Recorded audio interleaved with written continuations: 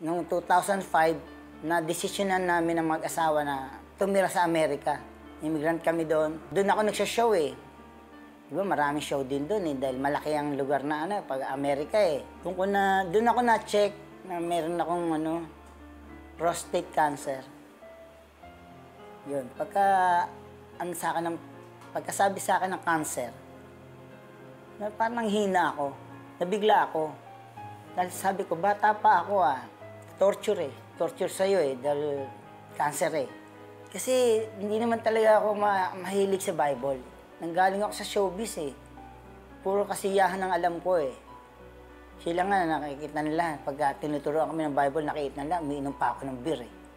Diba? Bumalik uli ako sa pag-inom ng beer. Kahit na gumaling na ako. Yun nga, humiling nga ako sa Diyos nang gumaling ako. At sabi ko, titigil na ako sa pag-inom. Dasal uli ako na sana pagalingin niya uli ako. Tapos, sinabihan ako ng doktor na hindi na ako pwedeng mag-concert dahil mabigat na yung karamdaman ko. Noong una, nagkaroon ako ng prostate cancer, iyak na ako na iyak noon. At sabi ko, pagalingin ako, titigil na ako sa pag-inom. Sobrang iyak ko noon. Dahil una sakit ko eh. Pangalawang sakit ko yung heart failure, lalong iyak ako noon. Sabi ko, titigil na rin ako sa pag-inom.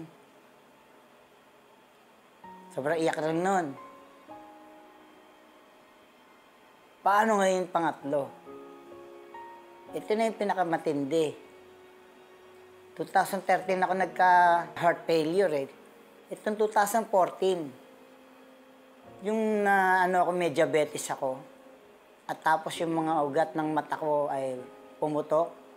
Nabulag ako. Yun na yun. Pinakamatindi ng ko yun. Pagsubok sa akin. Na hindi ko akalain mangyayari sa akin yun. Sabi ko sa Diyos, Diyos ko, tulungan mo po ako. Bulag na po ako. Araw-araw. Ang hirap ng buhay ko. Hindi ako makita. Pinipilit ko makita. Pero aninag. Nakakaaninag ako. Hindi ko nakikita yung mukha nyo, pero naaninag ko kayo. Lagi ko siyang sinisisi. Doon ko naramdaman pantay-pantay pala ang tao, pare-pares pala ang tao. Akala ko, pagkasikat ka, mayaman ka, angat ka sa mga ibang tao. Pero sa Diyos pala, pantay-pantay kayo. Walang mahirap, walang mayaman. Walang sikat. Walang hindi sikat.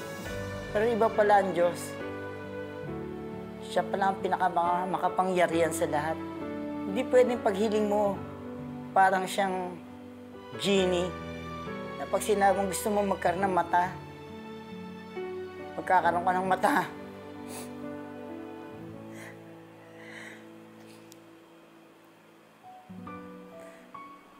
Hindi pwedeng, pag inutos mo sa Kanya, susunod siya sa'yo. Iba pala, Diyos pala siya. Siya ang pinakamakapangyarihan sa lahat. Kung ano ang gusto niya masusunod, siya ang nasusunod, hindi ikaw. Diyos nga siya eh. Doon ko nalaman ang halaga ng Diyos. Napakahalaga niya pala. Panginoon Jesucristo, maraming salamat po. Sa pagpasok mo sa buhay ko, maraming salamat po sa inyo.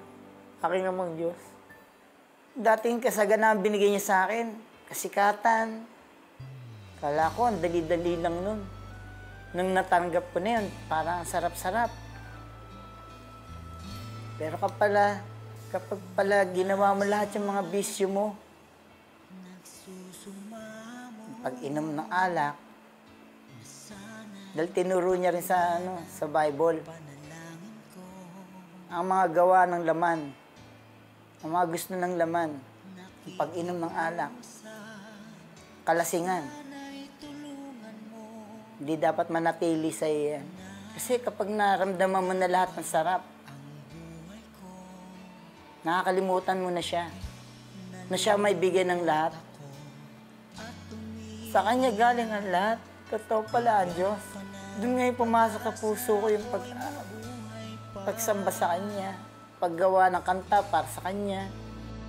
Tanging hiling ko lang, Panginoong Jesus, humaba pa sana ang buhay ko. Di ba't sabi mo,